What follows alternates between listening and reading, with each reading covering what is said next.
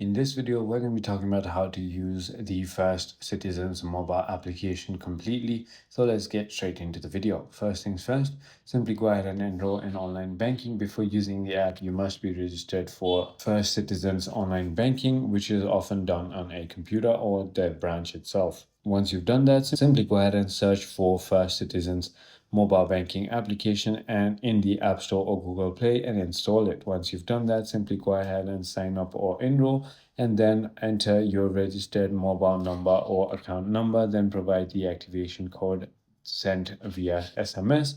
Then you will be logged into your account. Now you can simply go ahead and move funds between your First Citizens account or to other banks, pay utility bills, credit cards, and other payees, deposit checks by taking pictures of them within the application. You can also send money to friends and family using Zelle.